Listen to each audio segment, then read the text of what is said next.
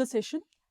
So in this particular video, we will talk about the pseudocode for the depth first traversal, how it works, what's the logical understanding, and then we will see the complete implementation of the same. So let's get started with the pseudocode of how DFT, depth first traversal, will work. Fine. So let's get started. Here, basically what will happen, suppose I have defining the function which is DFT, depth first traversal, of any vertex V. What we are trying to do here is that we are taking maybe a set, or you can take a dictionary where you can define the visited array, initialize it as 0. So you are defining that particular vertex as maybe 0 initially, and whenever you are trying to visit that particular vertex, you are automatically assigning the value as 1. So 0 indicates simply that initialization was 0. And when I am calling it as 1, it means that that vertex is visited now. This is the significance, or the, I would say, intuition behind saying that value as 1. Now once the vertex is visited, and I'll get to know, I'll update the visited array. What I'm doing is that I'll simply print first of all that particular vertex V. And now what's the next thing which we have to do? We already have watched the previous video, right? What we're supposed to do? We're supposed to look for the adjacent values corresponding to that particular vertex. So what I will do, I will say for all W which are adjacent to the vertex V, what we are trying to do here is that we are saying that if suppose the adjacent value, which is W, is not visited yet, then what we supposed to do? We supposed to call the same function again, which is DFT of W. Now here, if you will observe one thing, I'm starting with this particular function name, and I'm calling this same function again, but with different set of parameters. What is this called as? I hope now everyone knows. This is something which we are calling it as a concept of recursion. Can we say? This is something which we are saying it as recursion, which is happening here. So here, if you will observe it clearly, we are starting from the depth first traversal. We are taking one visited array. Let me try to explain to you the same thing by using some graph. So what I will do, I will try to create one graph. A is there, B is there, C is there, okay, D is there, then suppose E is there, and then suppose F is there, and then finally suppose G is there. This is the original graph which we have.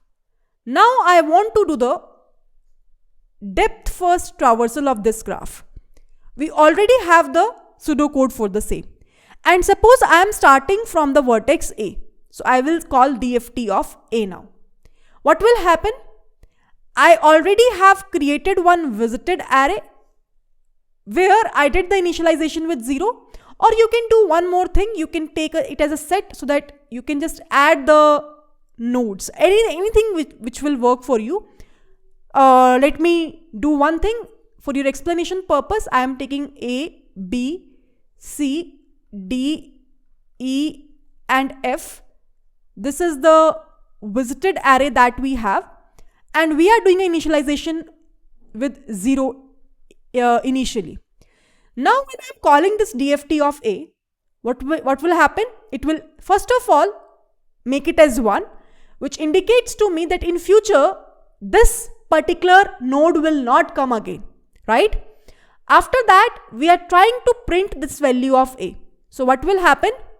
A will get printed. Fine. Then what I will do, I will just try to see the adjacent values of A. Now, while taking the adjacent of A, I don't care. You can take BCD, you can take CBD, you can take DCB. I would say that the way you are taking doesn't matter, the order. But the adjacents are, what I can say is B, C and D. So what I will do, I will say that I will again check for B. Is B is visited? Is B is visited? How I will get to know? I will just check the visited array. Is the value is 0 or 1? It is 0. It means that B is not visited yet. If it is not visited, I'll again call the function which is dft of B. So here if you will observe, I am calling the function again, means same function again means recursion is happening. Again the same step will happen. I will first of all make it as 1, which indicates now that this particular node is now visited. Once I will get to know that it is visited, I will just go for the printing part. B will get printed. And now I will just explore what are the adjacents of B now. So adjacent of B is A and E. I can see that there are two adjacents only. Now here if you will observe, I will again check for A. Is A is visited? Yes, it is visited because the value is 1. Now I will go for E. Is E is visited? No, E is not visited. So what I will do, I will again call the function, but now with the vertex E. What will happen now? For E again, I will just go at the first part where I will just make it as 1 to show that okay, now it is visited. After that, I will just print the value of E. So E will get printed. After that, what will happen? We will try to again see the adjacents of E. Adjacents of E are B, C and G. Right? Again, I am saying that adjacents you can write in any of the order. Right? Now here if you will observe, I will check for B. B is already visited because the value is 1 here. I will check for C. C is not visited because the value is 0. So now I will call the value dft of C. Correct? Now what will happen? C is not visited. So what I will do, I will mark it as visited and I will just try to print this value as C. After that, again, I will look for the adjacent values of C. So at each and every time, if you will observe what we are trying to do, we are keep on exploring the unexplored visited nodes, right? So here if you will observe for C, now I am having A, E and F. So the adjacent of C is A, E and F. Now here if you will observe, A is already visited, I will move ahead. E is already visited, I will move ahead. F is not visited. So again what will happen? dft of F will be called. But before that, now once dft of F will be called, this will become visited. F will get printed. Can I say? And now what I will do, I will try to explore the adjacents of F. Adjacents of F are C, D and G. C, D and G. C is explored already. C is visited. For D, if you will observe, I think D is not visited. The value is 0. So now we are trying to call the value of dft of D.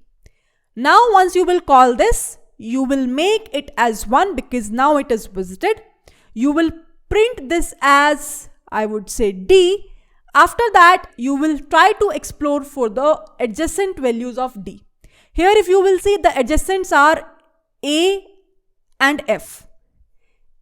A and F. If you will observe, A is visited, F is visited, so it will simply return it. Now D is done, remaining part is G now. So what will happen? I will check is G is visited. So I didn't create it for G, let me create one more. G, initially it was 0. So now here if you will observe, it is not visited yet. So what will happen? We will try to take a call for the dft of G.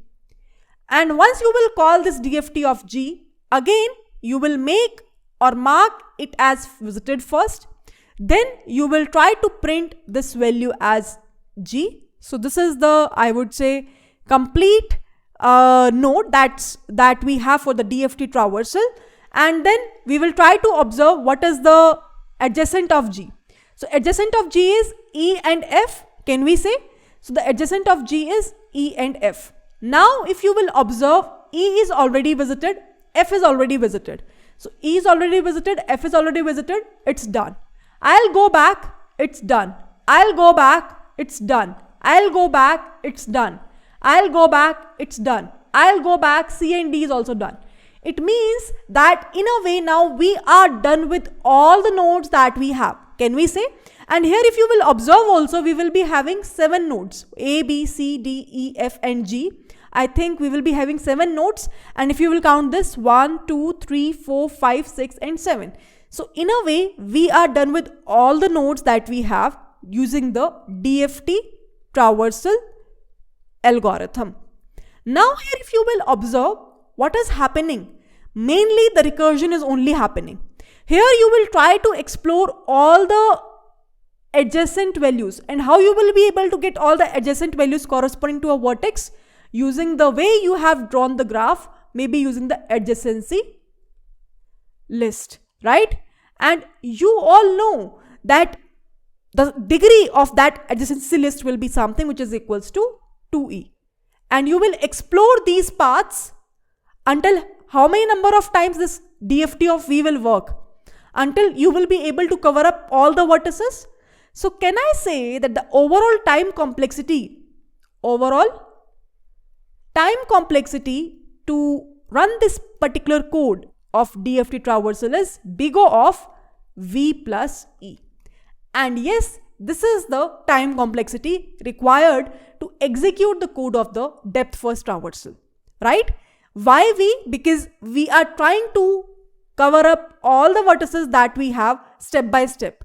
Why plus E? Because here you will explore this for loop until 2e number of times. So 2e can be written as E, right? Big O of V plus E. And this is the overall time complexity required to execute this depth first traversal algorithm. Here if you will observe, I am calling the function calls again and again. So you all know that whenever in a recursion, I didn't show you the storage part, but I know now everyone knows how recursion will work, right? So in a recursion, whenever you are calling a function calls, like the way I just called here, what thing we are using? We are using a stack data structure for storage purpose. To store all the function calls, here in a way we are using the stack data structure to store all the function calls. So again, if in interview someone is asking to you that which particular data structure is useful whenever you are working with depth first traversal, your only answer should be, it would be stack, right? I hope that now it is pretty much clear that how the depth first traversals will work and what's the overall time complexity to execute this kind of a depth first traversal thing.